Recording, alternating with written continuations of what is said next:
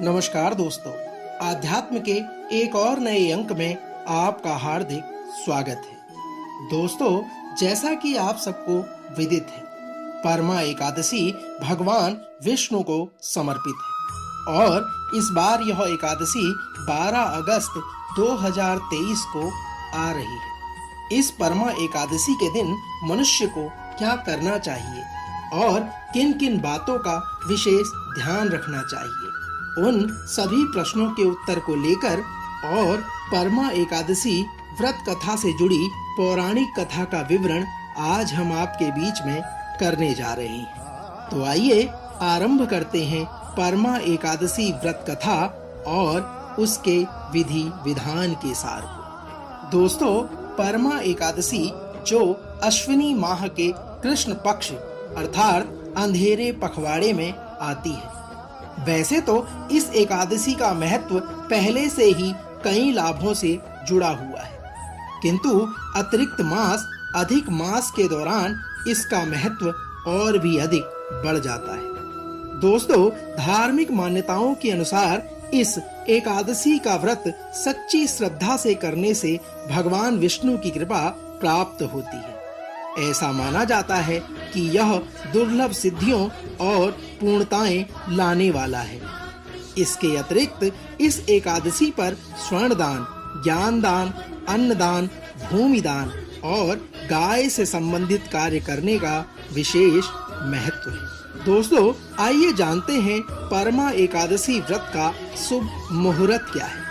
परमा एकादशी व्रत का शुभ मुहूर्त शनिवार 12 अगस्त 2023 को।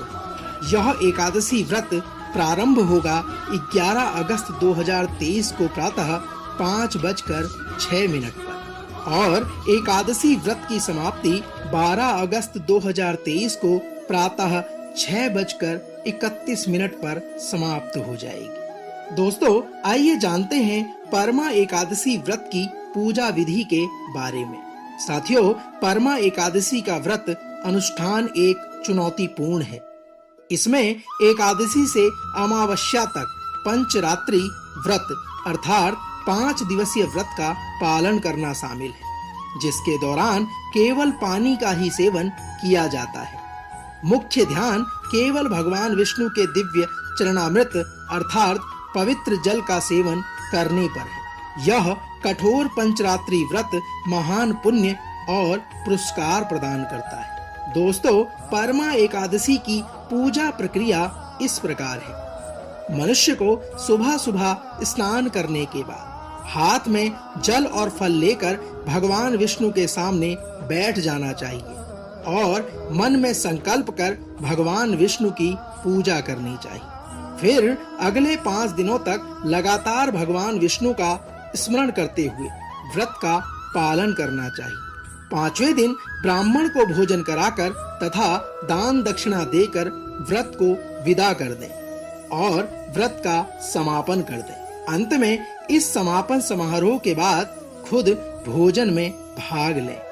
किंतु यह ध्यान रखना महत्वपूर्ण है कि परमा एकादशी एक महत्वपूर्ण और मांगलिक अनुष्ठान है और इसमें निर्धारित अनुष्ठानों के लिए अत्यधिक समर्पण और पालन की आवश्यकता होती है। दोस्तों, अब समय है परमा एकादशी व्रत कथा के श्रवण का। तो आइए आरंभ करते हैं परमा एकादशी व्रत कथा के सार को। दोस्तों, एक बार महिजीत नामक एक धर्मात्मा राजा द्वारा शासित एक समृद्ध राज्य था। उनके उदार शासन के बावजूद भूमि भयंकर सूखे की चपेट में आ गई, जिससे लोगों में अकाल और पीड़ा पैदा हो गई। राज्य को भोजन और पानी की कमी ने निराशा में डाल दिया था। साथियों, समाधान खोजने के लिए उत्सुक राजा महिजीत ने शाही पुजारी से परामर्श किया, जिन्होंने उन्हें परम भक्ति के साथ परमा एकादशी व्रत का पालन करने की सलाह दी। राजा को पुजारी ने बताया कि इस व्रत के करने से राजा भगवान विष्णु का आशीर्वाद प्राप्त कर सकता है और राज्य में समृद्धि को वापस ला सकता है। साथियों, राजा ने पुजारी की बात को अपने अंतर मन में ग्रहण कर लिया और पुजारी के द्वारा बताए गए मार्गदर्शन के बाद राजा महिजीत और उनकी प्रजा ने बड़ी भक्ति के साथ परमा एकादशी व्रत का पालन किया। उन्होंने खाने पीने से परहेज कर लिया। पूरे दिन और रात भगवान विष्णु की पूजा और स्मरण में खुद को समर्पित कर दिया। दोस्तों, उनकी सच्ची भक्ति और अटूट विश्वास से प्रभावित होकर भगवान विष्णु राजा और उनके लोगों के सामने प्रकट हो गए और उन्हें अपना आशीर्वाद प्रदान किया और राजा को आश्वासन दिया कि उनका सूखा और कष्ट यह सब समाप्त हो जाएगा।